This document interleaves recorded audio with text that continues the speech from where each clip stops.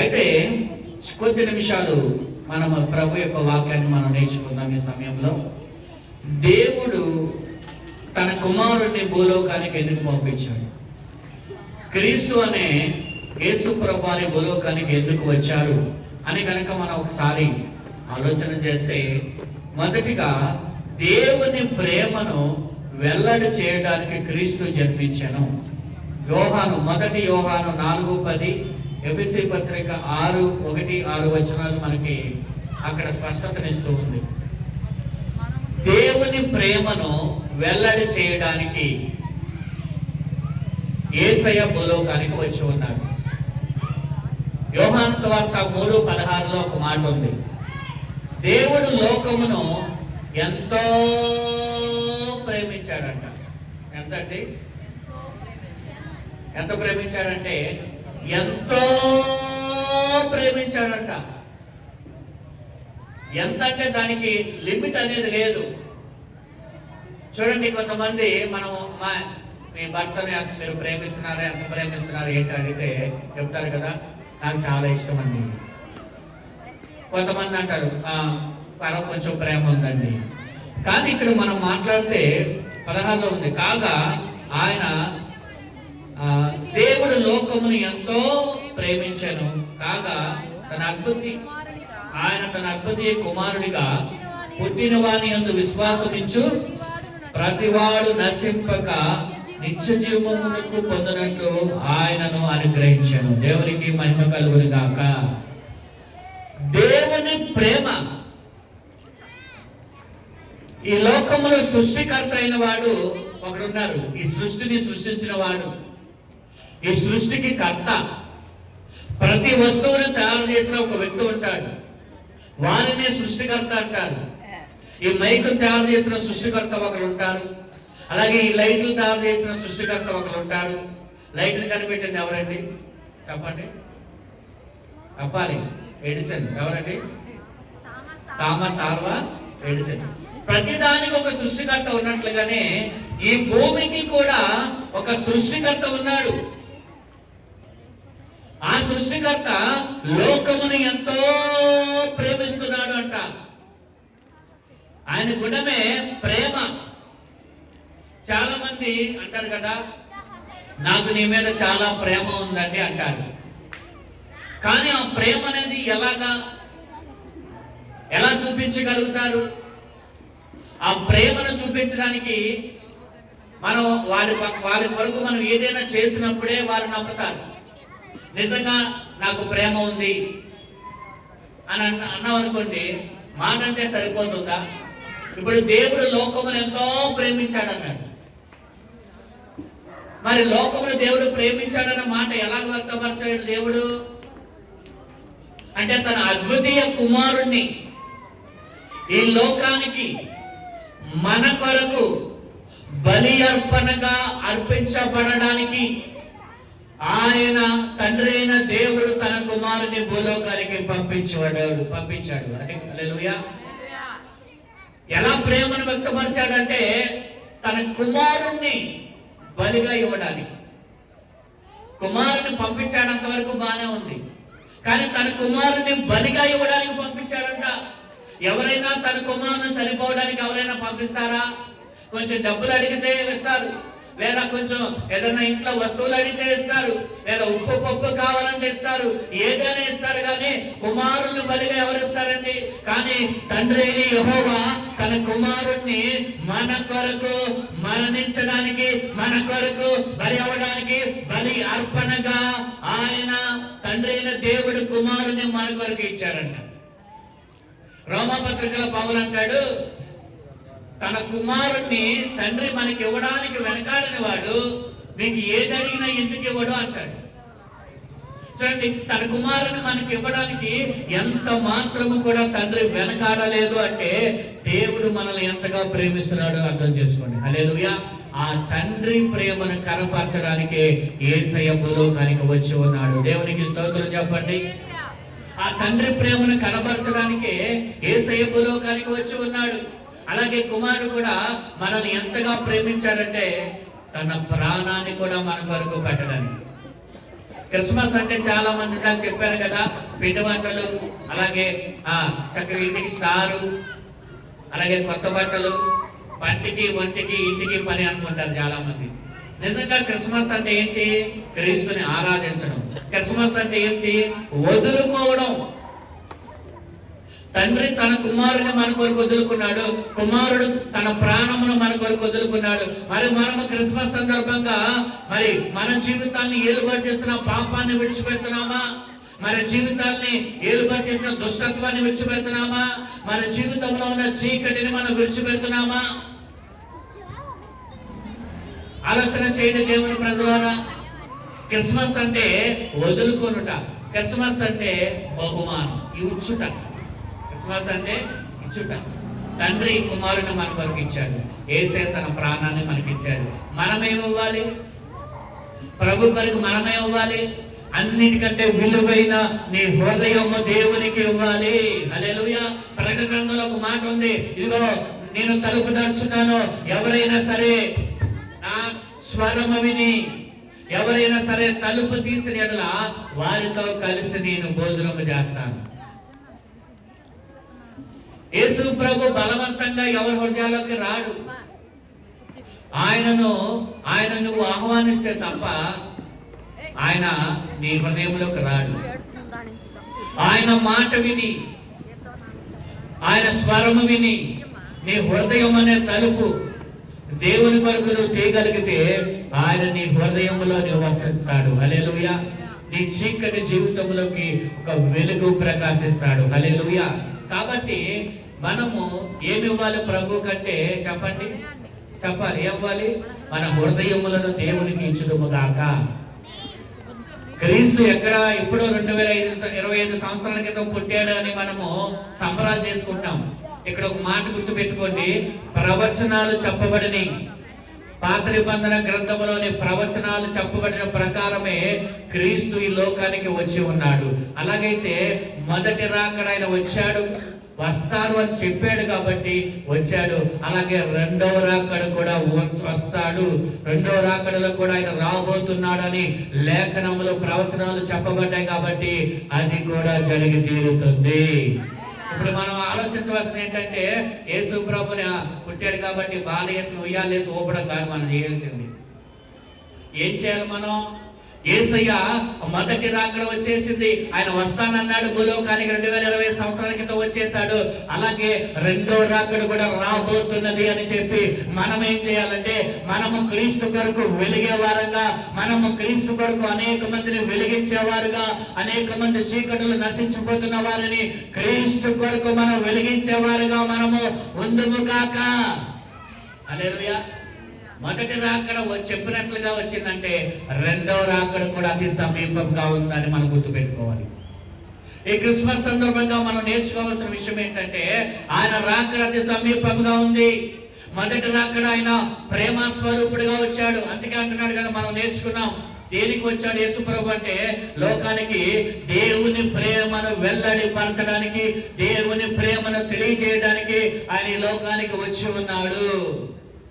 రెండవదిగా యేసయ్య దేనికి వచ్చాడంటే, దుష్టత్వం నుండి తన ప్రజలను తప్పించడానికి యేసుక్రీస్తు భూలోకానికి వచ్చాడు.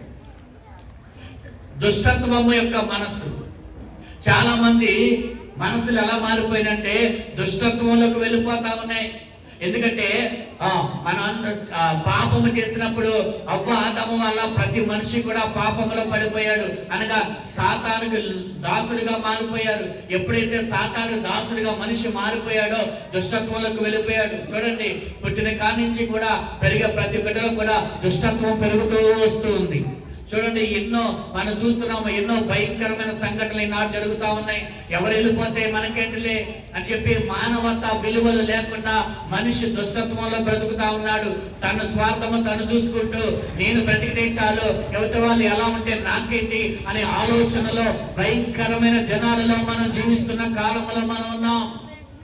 కాబట్టి దేవుని ప్రజలారా, యేసు ప్రభు ఎందుకు వచ్చాడు అంటే, ప్రతి దుష్టత్వము నుంచి నిన్ను తొలగించి నిన్ను సద్భక్తిలోకి నడిపించడానికి, నిన్ను సన్మార్గంలోకి నడిపించడానికి, ఆ క్రీస్తు యొక్క ప్రేమను నీలో వ్యక్తపరచడానికి ప్రభు ఈ లోకానికి వచ్చి ఉన్నాడు. దేవునికి స్తోత్రం కలుగును గాక.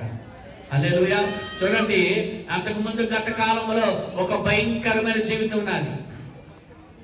నేను ఎంతో మందు ప్రతి ఉదయం లేచిన కానించి కూడా మందు తాగుతూ రాత్రి పడుకొని బాధలు కట్టేదాకా కూడా తాగుతాను. భయంకరమైన తాగుబోతుగా బ్రతికిన చరిత్ర నాది. తాగుతూ మత్తులో ఏం చేసావన్నో ఎలా చేసావన్నో ఎవరికి తెలియదు. దుష్ట హృదయం నాలో ఉండేది, భయంకరమైన హృదయం నాలో ఉండేది. ఎప్పుడైతే ప్రభు పాదాలు పట్టుకున్నానో ఆయన వాక్యము, ఆయన రక్తము, ఆయన మార్గము, ఆయన స్వరము, ఆయన నాలోకి ఎప్పుడైతే నేను ఆహ్వానించానో నాలో ఉన్న దుష్టత్వాన్ని యేసయ్య పోగొట్టాడు. అలాగే మందు నుంచి విడిపించాడు. అలాగే ప్రతి విధమైన దురాలవాట్ల నుంచి ప్రభు నన్ను విడిపించాడు. దుష్టత్వం నుంచి ప్రభు నన్ను విడిపించాడు. అలాగే ప్రేమించే మనసును నాలో దేవుడు పెట్టాడు. దేవునికి స్తోత్రం కలుగును గాక. హల్లెలూయా. యేసయ్య మతాలు మార్చేవాడు కాదండి, మనస్సులు మార్చేవాడు. దేవునికి స్తోత్రం చెప్పండి. ఎవరైనా మనసులు మార్చేవాడు. ఎంతో మంది త్రాగుబోతులు మారుతూ ఉన్నారు, ఎంతో మంది వ్యభిచారులు మారుతూ ఉన్నారు, ఎంతో మంది దొంగలు మారుతూ ఉన్నారు, ఎంతో మంది నరహంతలు మారుతూ ఉన్నారు, ఎంతో మంది సాక్ష్యాలు మనం వింటున్నాం. ఎందుకంటే యేసయ్య మనసులను మార్చే దేవుడు గాని మతాలు మార్చేవాడు కాదు ఆయన. హల్లెలూయా. అందుకే ప్రభువు దుష్టత్వం నుంచి మనల్ని ఏం చేస్తాడు? ఆయన విడిపించు దేవుడై ఉన్నాడు. యేసయ్య భూలోకానికి ఎందుకు వచ్చాడంటే దేవుని ప్రేమను వెల్లడిపరచడానికి. క్రీస్తు ఈ తండ్రి యొక్క ప్రేమను, దేవుని ప్రేమ అంటే ఎలా ఉంటుంది ఆయన మనకి తెలియజేయడానికి భూలోకానికి వచ్చి ఉన్నాడు. దుష్టత్వం నుంచి మనిషిని విడిపించడానికి వచ్చాడు. మూడోదిగా పాపముల నుండి విడిపించడానికి క్రీస్తు లోకానికి అవతరించాడు. హల్లెలూయా. యేసు అన్న మాటకు అర్థం ఏంటో తెలుసా? రక్షకుడు. చెప్పండి, ఎవరండి? రక్షకుడు, రక్షించేవాడు. యేసయ్య మనలను రక్షించేవాడు. వేటి నుంచి రక్షిస్తారంటే మన ఆత్మను నరకానికి వెళ్లకుండా రక్షించేవాడు. అలాగే శత్రువుల చేతుల నుండి మనం రక్షించేవాడు. అలాగే పాపము నుంచి మనల్ని రక్షించేవాడు. అలాగే శాప దోషాల నుంచి మనం రక్షించేవాడు. ఉపద్రవాల నుంచి మనం రక్షించేవాడు. అలాగే మనం వెళ్తుంటే మనకి మార్గంలో ఆయన తన దూతలను ఆజ్ఞాపించి మనల్ని రక్షించే దేవుడై ఉన్నాడు. హల్లెలూయా. ఆయనే యేసు అనగా అర్థం ఏంటో తెలుసా? రక్షించేవాడు అని అర్థం. హల్లెలూయా. నీ జీవితాన్ని ప్రభు రక్షించేవాడు అని అర్థం. నీ బిడ్డలను దేవుడు రక్షించేవాడు అని అర్థం. నీ కుటుంబాన్ని దేవుడు రక్షించేవాడు అని అర్థం. హల్లెలూయా. చూడండి, పాపము నుంచి రక్షించేవాడు. అలాగే నాలుగోదిగా మనం చూస్తే ఇంకోటి మనం నేర్చుకుంటే కనుక సమాధానమునివ్వడానికి లోకానికి వచ్చాడంట. ఏమవడానికి? సమాధానం. రోమాపత్రిక 16:20, ఎఫెసీ పత్రిక 3:6, 3:16. అలాగే యెషయా గ్రంథము 9:6 కనబడుతుంది కదా, ఆయన సమాధానకర్తగా వచ్చాడంట. ఎలా వచ్చాడండి? సమాధానం, పీస్ అంటే శాంతి, సమాధానం. చాలా మందికి చాలా ఉంటాయి, ఆస్తిపాస్తులు అన్నీ ఉంటాయి, కానీ వాళ్ళకి కంటి నిండా నిద్ర ఉండదు, సమాధానం ఉండదు, ఏదో ఒక గందరగోళం. ఏమండి, చాలా మందికి దినాల్లో సమాధానం ఉండట్లా. భర్తల విషయంలో భార్యలకు సమాధానం ఉండట్లా, భార్యల విషయంలో భర్తలకు సమాధానం ఉండట్లా. ఏమండి, కుటుంబాల్లో పిల్లల విషయంలో తల్లిదండ్రులకు సమాధానం ఉండట్లా. అలాగే అప్పులతో సమాధానం ఉండట్లా, కుటుంబ సమస్యల మధ్య సమాధానం ఉండట్లా. భయంకరమైన దుష్టత్వంలో ప్రజలు సమాధానం లేక బతుకుతూ ఉన్నారు. యేసయ్య అంటాడు, మీకు నేను సమాధానకర్తగా మీ కుటుంబాలకు నేను రాబోతున్నాను. హల్లెలూయా. ఎందుకు యేసయ్య భూలోకానికి వచ్చాడంటే మనకి సమాధానం ఇవ్వడానికి.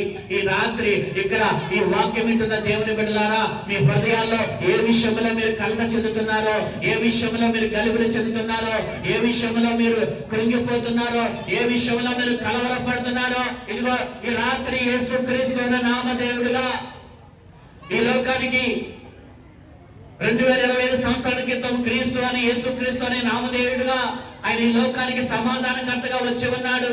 ఎవరైతే ప్రభువుని రక్షకుడిగా అంగీకరిస్తారో వారి జీవితాల్లో దేవుడు సమాధానమునిచ్చును గాక. హల్లెలూయా. నీ ప్రశ్నలకు అన్నిటికీ ఆయన ఒక సమాధానంగా దేవుడిచ్చును గాక. హల్లెలూయా.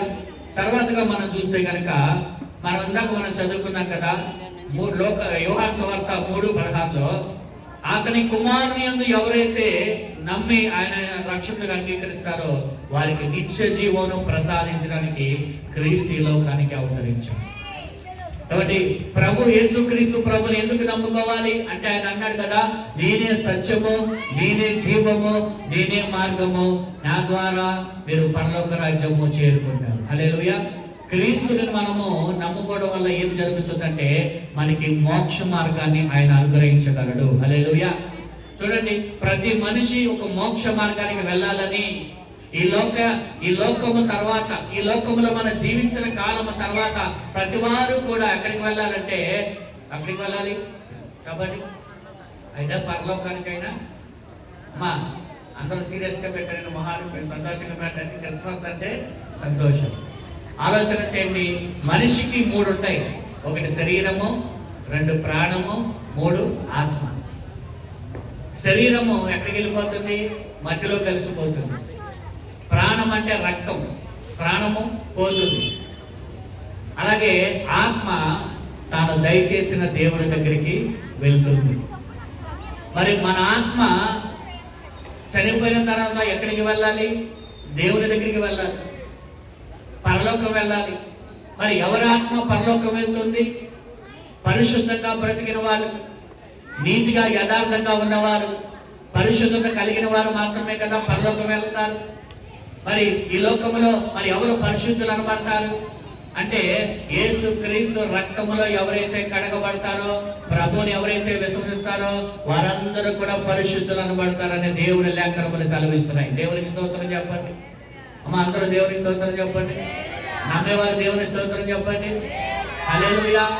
యేసు ప్రభువే ఎలాగ పాపాలను విడిపిస్తాడు, యేసు ప్రభువే ఎలాగ పరిశుద్ధుల వ్యక్తిగా చేస్తాడు అంటే ఎప్పటి నుంచో మనకు తెలిసిన సత్యం ఏంటంటే పాపము విడుదల కొరకు బలియాగము జరగాలి.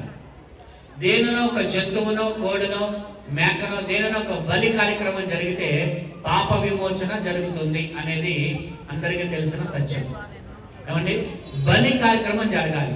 పాతకాలంలో మనం చూస్తే పాత నిబంధనలో కూడా సంవత్సరానికి ఒకసారి వారు చేసిన పాపముల కొరకు ఒక బలి కార్యక్రమం అనేది జరిగేది.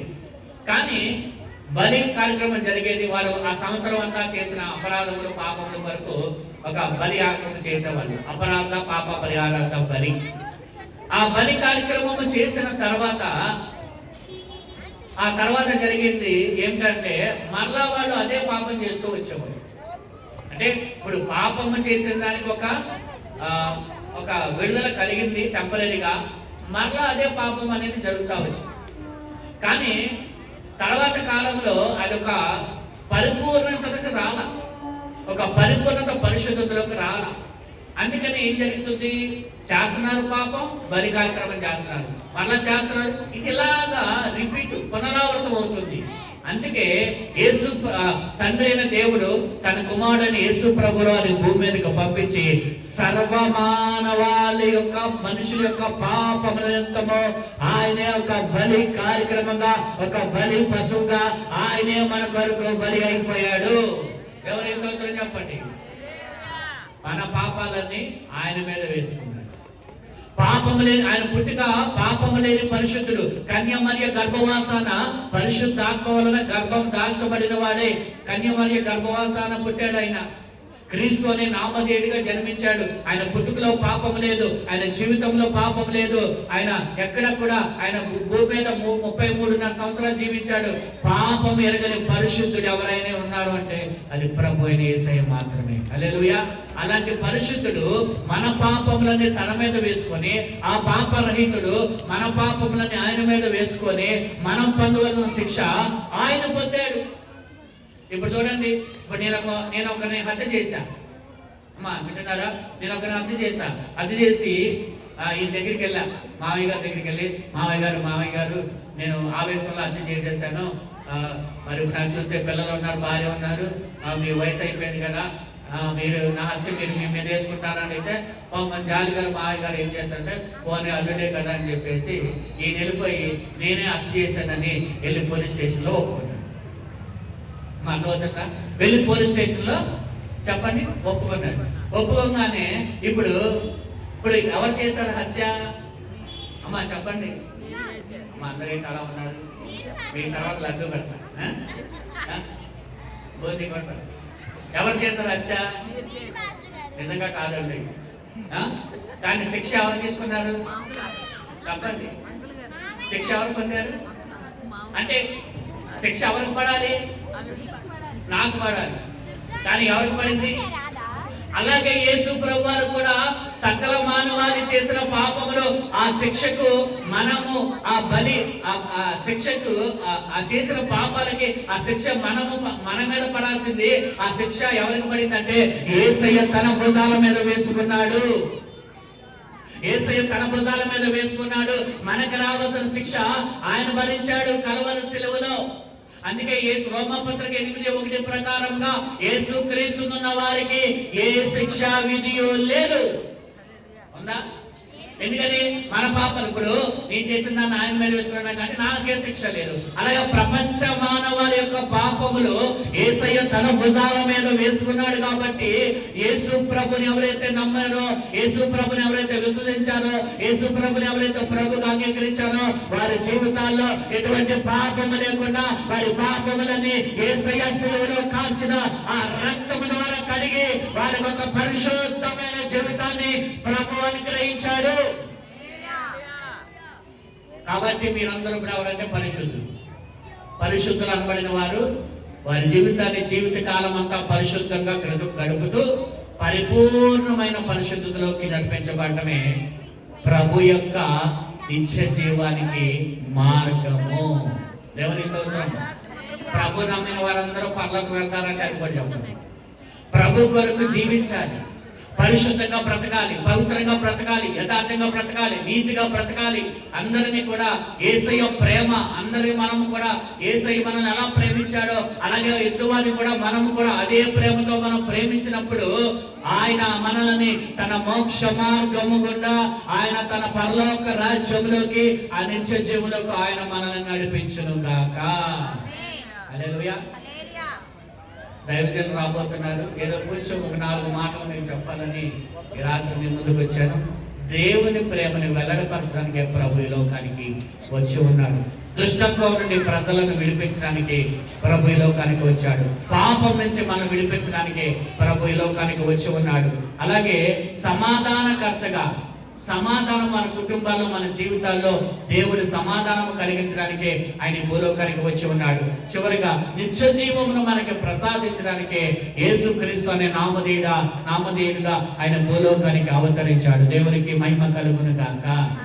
ఈ వాక్యము దేవుడు దీవించును గాక. ఈ సమయంలో చిన్నపిల్లల యొక్క మరి వాళ్ళు యాక్షన్ సాంగ్స్ ఉన్నాయి. వాళ్ళు మరి కొద్ది నిమిషాలు వారి యాక్షన్ సాంగ్స్ కు వారు డాన్స్ వేస్తారు.